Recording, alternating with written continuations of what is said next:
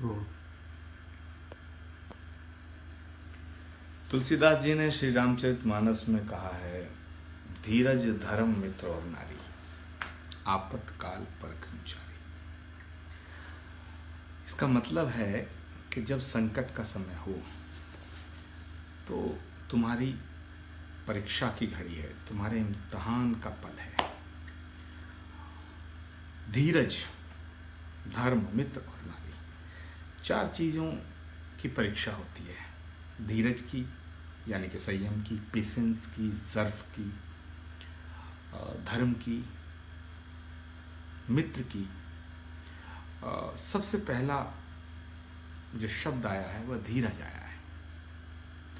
और ये संकट का एक ऐसा दौर है जिसमें पूरी दुनिया, कोई एक जिला नहीं, कोई एक सूबा नहीं, कोई एक देश नहीं, कोई एक द्वीप नहीं, कोई एक आयरलैंड नहीं, पूरी दुनिया एक ऐसे दौर से गुजर रही है, एक ऐसी फाइट कर रही है, ऐसा संघर्ष कर रही है, ऐसी लड़ाई लड़ रही है जो दुश्मन दिखाई नहीं दे रहा है।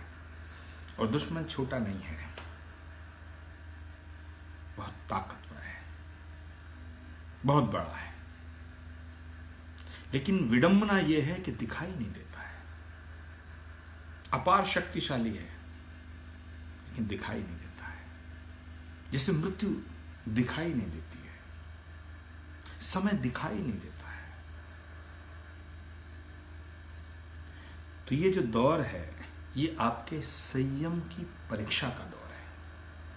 पूरी मानव जाति को इससे खतरा है। या सीधे सीधे शब्दों में मैं कहूं तो जिंदगी को खतरा है। ये मकान को कुछ नहीं कहेगा, दुकान को कुछ नहीं कहेगा, गाड़ियों को कुछ नहीं कहेगा, तुम्हारी फैक्ट्रियों को कुछ नहीं कहेगा, तुम्हारे ऑफिसेज को कुछ नहीं कहेगा, तुम्हारी university, school, college, park, building, mall, apartment, किसी को कुछ नहीं कहेगा। तुम्हारे पैसे को भी कुछ नहीं कहेगा। इसकी दुश्मनी सिर्फ और सिर्फ अगर है तो तुम्हारी जिंदगी से है। और दुनिया में सब चीजों की रिप्लेसमेंट है,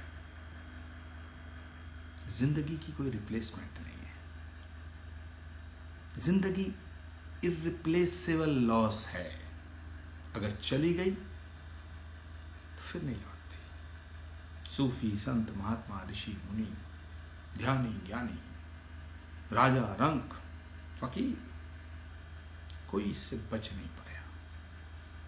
लेकिन जो आज के हालात है उसमें मेरी एक बात जरूर ध्यान से रहे, सुनना भी और गुनना भी। खास तौर से मैं आपके बीच में आज जो आया हूं वो इसलिए आया हूं कि ये जो कोरोना नाम का भस्मासुर है ये अपने आप नहीं आता, ये लाना पड़ता है।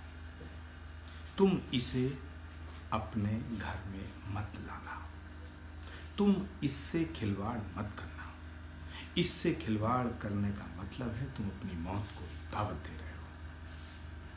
ये ना जाति देखता है, न धर्म देखता है, न सूबा देखता है, न नेशन देखता है, न छोटा देखता है, न मोटा देखता है, न बच्चा देखता है, न जवान देखता है, न बूढ़ा देखता है, न आदमी देखता है, न औरत देखता है, न जेंडर देखता है, न आयु और अवस्था देखता है, न सेहत देखता है। ये सिर्फ इंसान को खत्म करने का वायरस है। इससे बचने का कोई उपाय नहीं है, सिर्फ एक ही उपाय है। जिस तरह भस्मासुर से बचने का कोई उपाय नहीं था,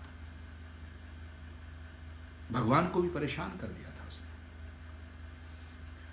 हम लोग पैसे कमा सकते हैं, मकान बना सकते हैं, गाड़ी खरीद सकते हैं, फिर कभी ना कभी ट्रैवलिंग कर सकते हैं, यात्रा पे जा सकते हैं, धर्म कर्म कर सकते हैं, लेकिन जिंदगी को वापस नहीं ला सकते। इसलिए मेरे दोस्तों, बहनों और भाइयों, मुझसे प्यार करने वाले तमाम मेरे अजीज़ों और इस मुल्क से मोहब्बत करने वाले तमाम हिंदुस्तानियों, श्री कल्की धाम को मानने वाले तमाम कल्की भक्तों, आप सबसे बस एक ही विनती है, एक ही प्रार्थना है कि घर के अंदर रहो, इस देश के कानून का पालन करो, जान है तो जहान है। अगर हम बचे रहेंगे तो एक दिन सब ठीक हो जाएगा। और मेरा विश्वास है, अटूट विश्वास है, मेरा यकीन है कि कोरोना हारेगा, हम जीतेंगे, ये भस्मासुर हारेगा, भारत जीतेगा। जय हिंद।